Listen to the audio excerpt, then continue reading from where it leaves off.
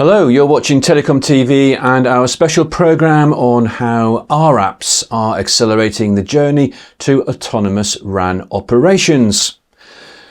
I'm Guy Daniels, and today's discussion looks at how rApps are rapidly becoming the foundation for advanced RAN automation and progress towards higher levels of autonomous networks. A 2026 global survey by Analysys Mason of Tier 1 operators revealed the growing role of service management and orchestration hosted rApps, Agentic AI and intent-based operations.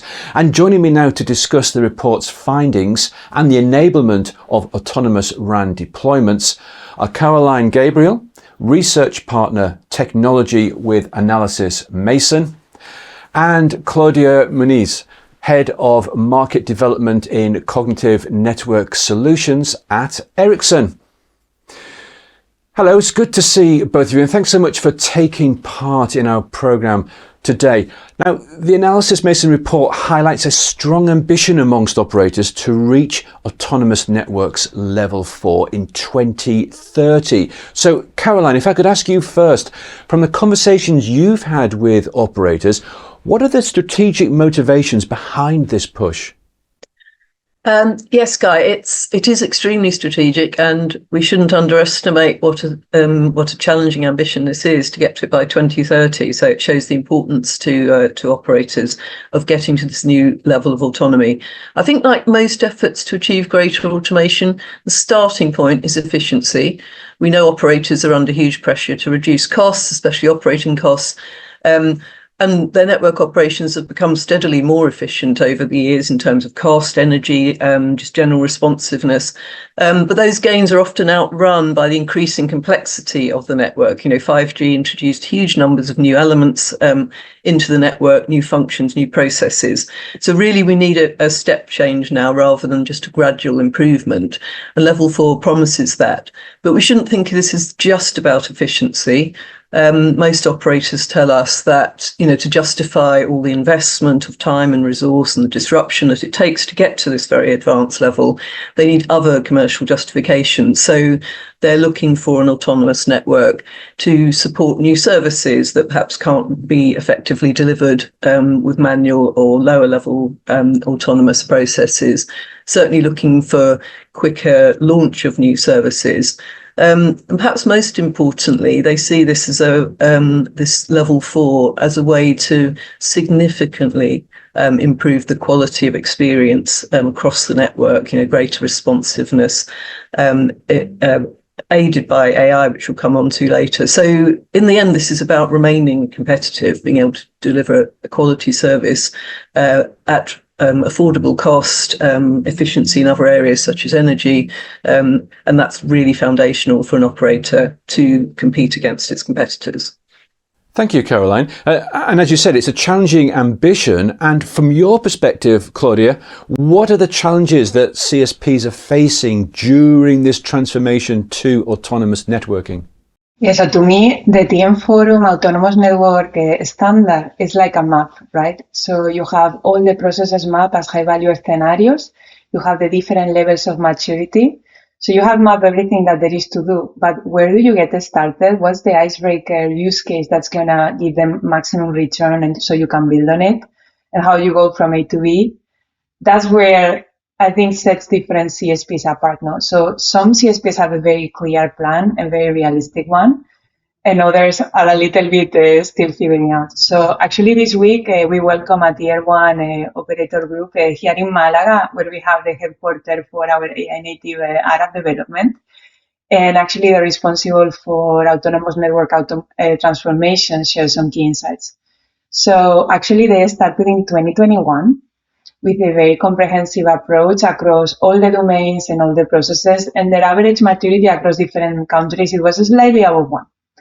And then last year, they were already in 3.4, with some countries needing 4, some countries around 2. And just like Caroline said, the main point of all this is actually growth.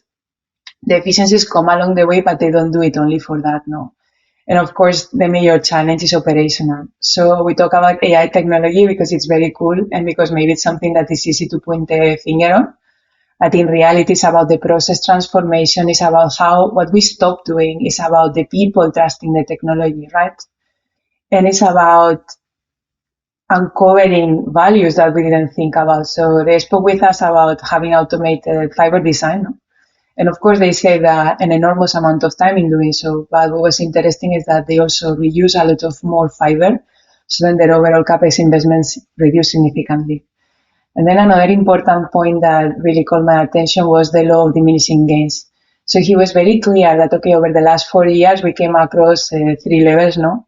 But now to go from 3.4 to 4 is going to be very difficult, because here is when we need to introduce intent, and is when we change the paradigm from being with human in the loop and to some extent guided by human into fully guided by the machine. So that's why all of our AI native apps, they are equipped with explainability, so that all the engineers trust and understand the recommendations. And then the last thing we also debated is like which path you take now. So there are some propositions in the market that are about a vertically integrated stack with a very clear promise that you will reach L4 here. And then other vendors, including Ericsson, we believe more in an horizontal layer approach, where the different layers for research, service, and business are interfacing through open standards, right? So this, and we acknowledge together with him that this might appear slower because you are integrating potentially solutions from different companies, but over time, in our point of view, this is more future-proof and lower risk. But in a conclusion, I think everybody realizes that it's not going to be easy, it's going to take time, but also we cannot continue like we are today. Yeah, thanks very much, Claudia. A lot of steps for operators to get through. And Caroline, your study suggests that operators are moving beyond traditional SON towards SMO and rApps. So can I ask you what you think are the main operational pain points driving that transition, and where do you see operators get the biggest and most immediate value? We have to remember that when SON was first developed, a lot of the technology enablers we now have, they were absent or very immature. We'll come on, we've talked about intent, we'll talk about AI. But basically, I think we ended up with SON that lacks flexibility. It didn't support machine learning, so there's sort of limits to the level of its intelligence and its automation. And generally, these were not open systems. So those three things are what we found in the survey are really driving the move to the next phase, which is largely encapsulated in SMO and the rApps. So those three things: flexibility, machine learning, openness. And that's really driving a shift in the whole approach to RAN automation. rApps are very important here. There's a strong link in the survey between rApps-based automation and the ability to achieve those higher autonomous network levels, to move to 3 to 4, one day to 5.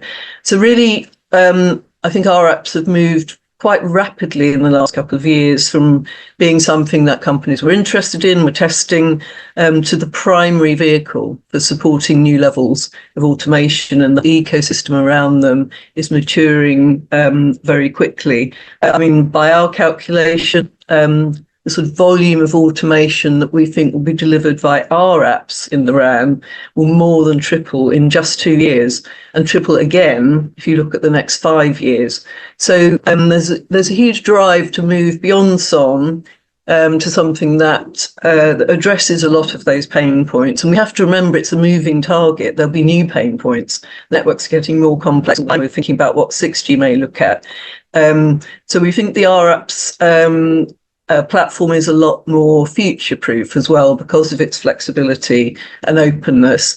In the survey, it was very striking that the largest percentage of the respondents, when they're asked why they would adopt rApps and why they move ahead from SON, the top response was that they need end-to-end automation and orchestration. And 2/3 of operators said that was a top 3 concern and driver for them. And 38% said it was the number one reason to move from SON to rApps. And there are other big drivers, and a lot of these are about filling the gaps that there are in SON. So the second most important driver was the ability just to support more complex automation use cases. This is all about being able to deal with complexity, and that complexity increasing by the day. And openness also important. The third most important driver was that rApps and the whole SMO system provides, open and standardized interfaces and control, rather than being siloed into what may be a very good automation system, but closes you into one supplier. Well, it's so encouraging to hear about this, real rapid increase of interest in rApps there. And one of the clearest messages from the study is that operators increasingly see rApps on SMO as their preferred path to more advanced RAN automation. So, Claudia, why do you think this shift is happening now, and how closely does it match what you're hearing directly from your operator partners? Yeah, I think now everybody has come to the point of accepting that you can't keep doing the same thing and expect a different outcome now.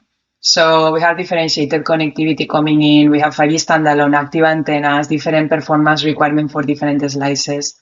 This creates a level of complexity that you cannot do manually. You cannot do with rule-based tools, and especially you cannot do with things that operate in silos like SON or traditional optimization tools, right? So think about active antenna systems. You take a cluster of 500 sites. If you want to configure the optimal cell shape, meaning in horizontal, beam width, and also in tilt, that is about 96 to the power of 6,000 different possibilities. If you do the optimal per site, you will have a great return on your network investment or your spectrum, but this can only be solved by machine learning, right? So that, I think, for customer typically is three things that, like Caroline said, SMO is a unified data layer that allows to materialize AI at scale, network-wide scale, closed loop, fully autonomous. It's a single point of data ingestion and actuation. Think about who controls the automation layer controls the network. So it's very important to have security, to have coordination, to have guardrails, all these kinds of things. And then also because I think for the first time in telco industry, we have very solid standardization around the OSS space that truly enables a standard ecosystem of innovation on global level, where anyone can develop rApps based on R1, right? So we come from a world where we have these niche use cases from SON that is coming down from 2009, right? Then that were complemented by scripts that the operators develop on their own, but they were all in their own little island, like Caroline explained. We didn't have like a global app store for SON, right? So now with SMO, they see this possibility. And I think now it's not only SMO and rApp, but also TM Forum that, like we were saying before, is bringing a roadmap for a transformation. So a question that we receive a lot is, okay, how do these rApps help me reach network autonomy? So that's why we have leaned on the TM Forum unled methodology to assess what is the level of maturity that our applications provide in different high-value scenarios. So, for example, for RAN quality optimization, we are now between 3.4 and 3.9, depending on the use case. And then when we introduce intent, we will reach to 4 now. So it's about having this kind of tangible proof that, okay, with this, I can do something that with SON I couldn't do at all.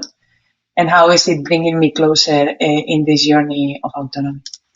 Thanks very much, Claudia. Now, you've both spoken about AI and intent, so let's focus on this now, because the report also shows real strong momentum behind agentic AI and intent-based networking, with many operators seeing them as critical to reaching levels 4 and 5. Caroline, how are operators describing the practical role of agentic AI in real network operations beyond, the usual sort of marketing buzz and hype we hear about? Yes, interesting question, because agentic AI obviously is sort of at peak hype now, but operators are also really trying to look beyond that and think, quite hard and deep about exactly how agentic AI can help in practical sense, where it's strong, where it needs help from other technologies. But amazingly, in the survey, a whole 90% respondents said that they saw agentic AI as either significant or absolutely critical as an enabler of getting to level 4, future level 5 autonomy and intent-based networking, even allowing for some hype and some, over-enthusiasm perhaps at this stage. This is a really high percentage. And as I say, operators are starting to think, well, what does that mean practically? Why will it make such a difference? And critically, agentic AI, it follows the closed loop automation chain, which we've talked about throughout the history of RAN automation, but it really helps to get to that. So the loop being perception, analysis, predictions, then it does decision making, and that leads to an executive action. And all that can be done, automatically and intelligently, with the help of Gen AI. It doesn't magically do it all by itself. It has to be sort of playing a complementary role to Gen AI. Gen AI is very good at interpreting high-level intent, for instance, and translating that into tasks that agents can then go away and execute.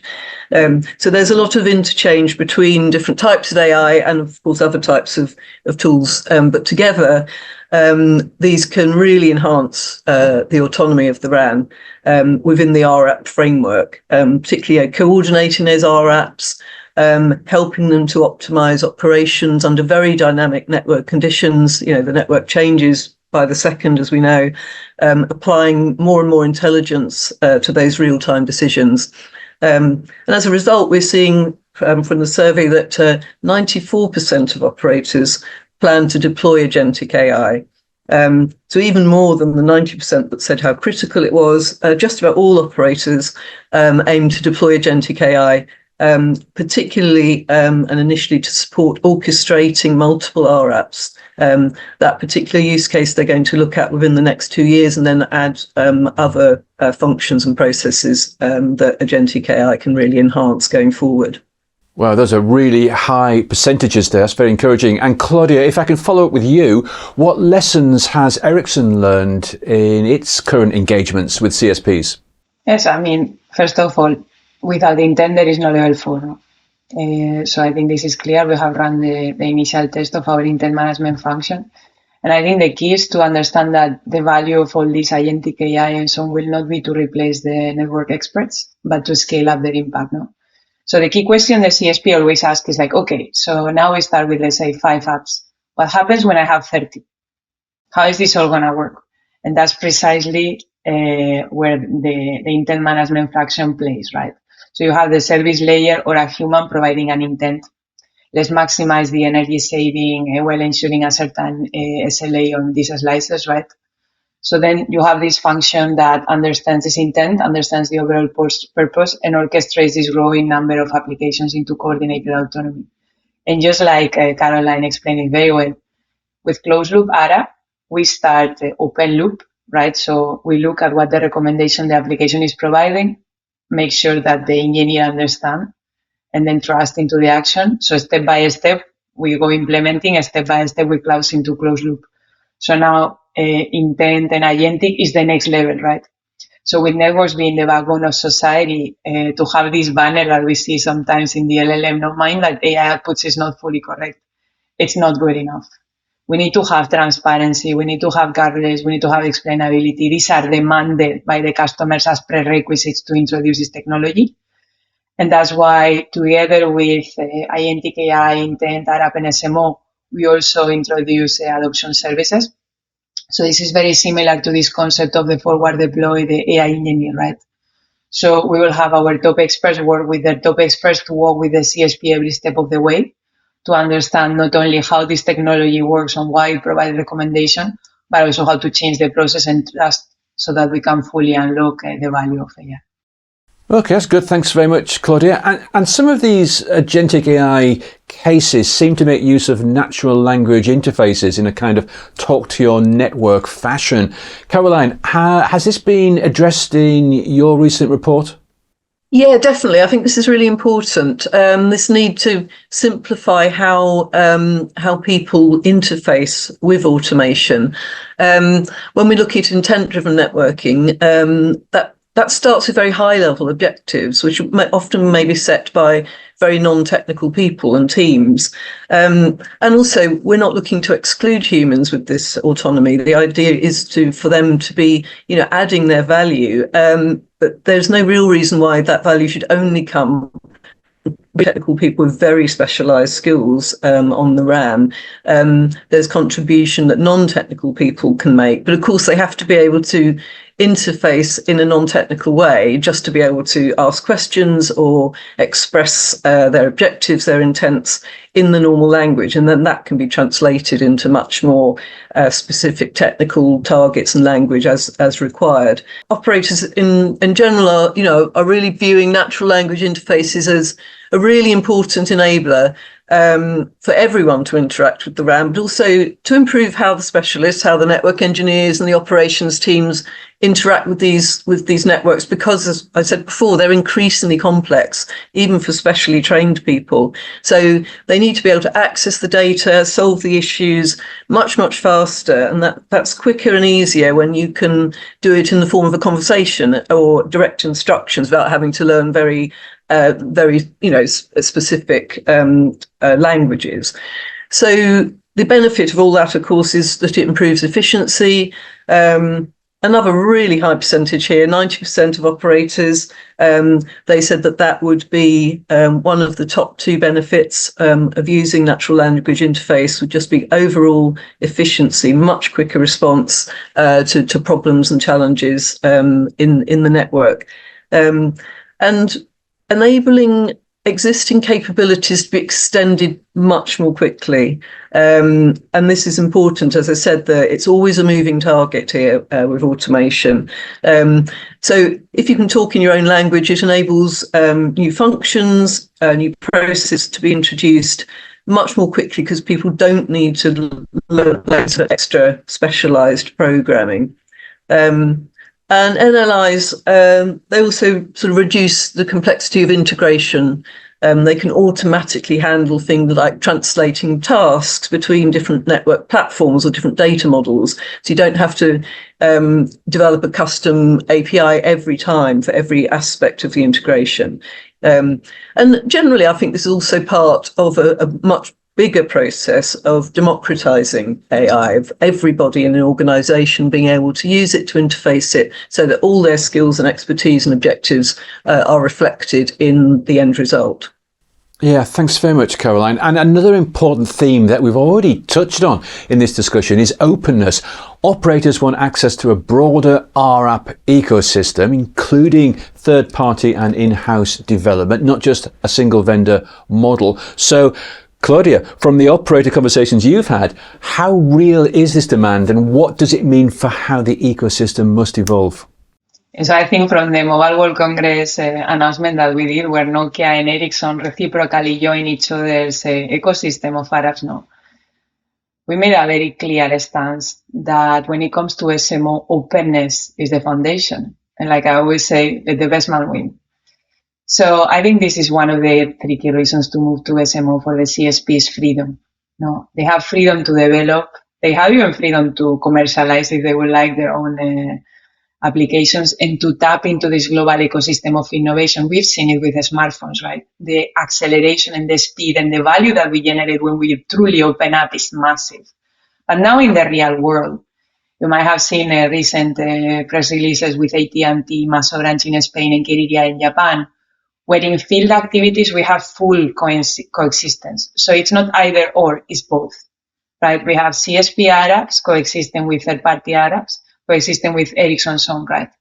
So we position our AI native applications as very differentiated use cases where the scale that we have in terms of operating across many networks in the world, the solid R&D investments on AI research, and also the domain expertise when it comes to pure radio and core really provide a unique value that is then complemented by their developments. No?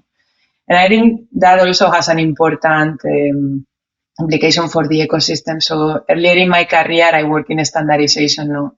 But SMO is a lot more than just a standard interface or an SDK. It's about having a platform that supports development, that supports lifecycle management, that supports testing, that supports governance, that supports the whole operationalization cycle, not only just a claim on a PR or a diagram, no. So practical openness. So that's why from the moment we started from Ericsson Intelligent Automation Platform, we put a massive investment also on the ecosystem and on the developer portal, where the CSPs, third parties, and even ourselves, because believe it or not, we use exactly the same SDK and exactly the same set of tools as any other player, can innovate faster. So it's about providing a great developer experience with all the latest tools, a forum, a GenAI coding buddy, training, rApp templates, everything that are available for free to all our members, because we really believe that together we can multiply the value so that 1 + 1 is more than 2. And this really make this solution also the platform for automation in 6 years.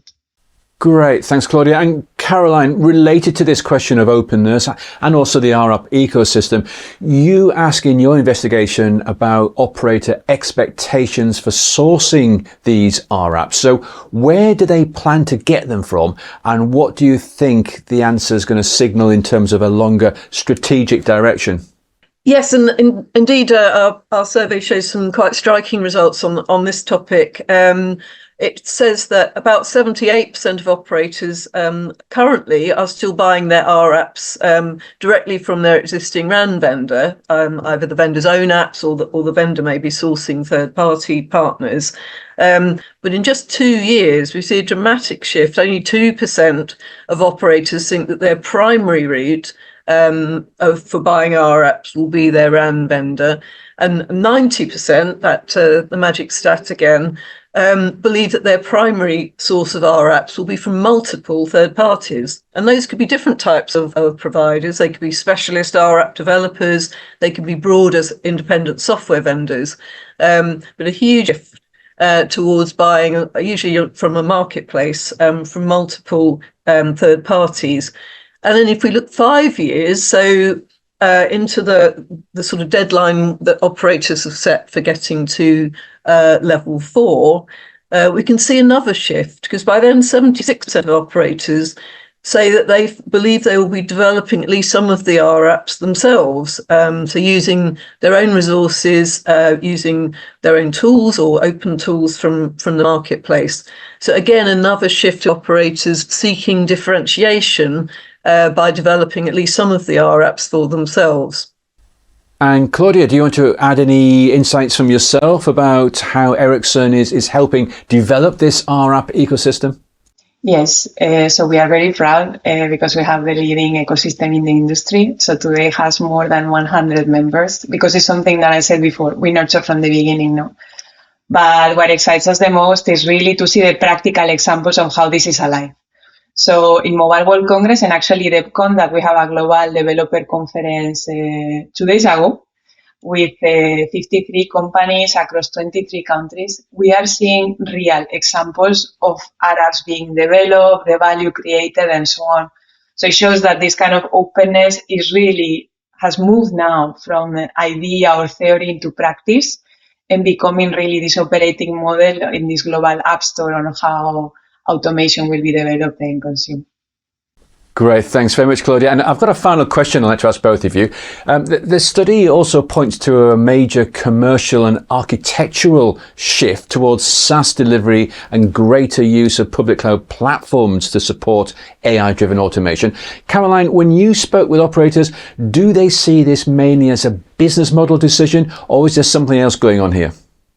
Yes, I think it's more than that. I mean, there's been a sort of steady move towards software as a service delivery and OSS software for a while. And generally, that's been primarily a financial decision, the operators wanting to spread their payments, to move from CapEx to OpEx. So really all about their own financial efficiency. We're seeing something different or bigger here related to autonomous networks, I think. And a lot of it is about speed. I talked before about how one of the really important things about these new processes is and the levels of automation is that networks can react so much more quickly to problems, to challenges, or just to a change in the network or a user that requires something very specific. So I think the move to SaaS now is being very heavily driven by being able to react more quickly and, for instance, to get upgrades to software in a much more ongoing way. So it's constantly upgraded and updated rather than just having a great big upgrade once a year or two. So definitely looking beyond financial restructuring towards the move to what some people call live software. Really the software and the RAN acting as a living, breathing thing, responding to change almost in real time. So RAN automation, we know it's becoming increasingly dependent on real-time access to large language models and also to cloud computing resources. Putting it in the public cloud and having delivery with SaaS makes all that much more flexible, much more immediate. 72% of operators in the survey expect that pure SaaS will be their primary licensing model for rApp as they move towards a level 4. And that's big because the move to SaaS has been gradual, not particularly rapid in other areas of OSS. So this is quite a significant change. And the operators told us that the top benefit is that real-time access to the latest innovations. So they're always up to date. They can access the latest models, the biggest computational resources that they need. And all of that reduces operational complexity and also CapEx, enables them to get to level 4 with the cost, more related to actual usage and business requirement rather than a huge, great CapEx budget. So that, the financial side is still important, but really it's about the flexibility, the speed, the responsiveness that the SaaS model and, of course, access to public cloud resources can bring. Great. And Claudia, a final word from you. What's your take on this from your experience of meeting CSPs on a regular basis? Yeah, so actually, even before the hardware prices went significantly up, right, because of this AI rush that we are living, we've been focusing on software as a service. So in February, we launched rApp as a service at our AWS marketplace offerings, where we combine AI models, infrastructure, and operations all under one price, which is based on actual usage, right? And for CSPs, it's very exciting because it's a very fast way to evaluate the field value by using the rApp as a service together with their SMO, with the R1 standard, no? For me, having been in telco my whole career, is very exciting because we bring the best of both worlds together, no? So we have the telco standardization, the domain expertise, the resilience, and then we bring the public cloud elasticity, all this AI massive potential and the speed, like Caroline was saying, no? So even if the operating model that we have for our AI native apps is already the DevSecOps with the fast MML model maintenance, security, and stability, we see that being in AWS amplifies really our capabilities with using the large language models to enable this talk-to-data capability, and also agentic AI in a whole different level. So some advanced operators have already moved all the data workloads into the public cloud. They are developing their own agents. So to have this agent-to-agent interface all enabled in public cloud is very, very attractive. So that's why for CSPs that are really into the public cloud journey, this is really seen as a fast track to materialize self-autonomy on the resource layer, and a very, very interesting space that is developing by the day. Great. Well, we must leave it there for now, though. That's all the time we have on this programme. Claudia and Caroline, thank you both very much for taking part today. And for further information on the topics covered in this programme and to watch other videos in our One Vision Multiple Views series, please click and follow the links in the text below. And you can also download the Analysys Mason report on how rApps are accelerating the journey to autonomous RAN operations. Just click on the link. For now, though, thank you for watching and goodbye.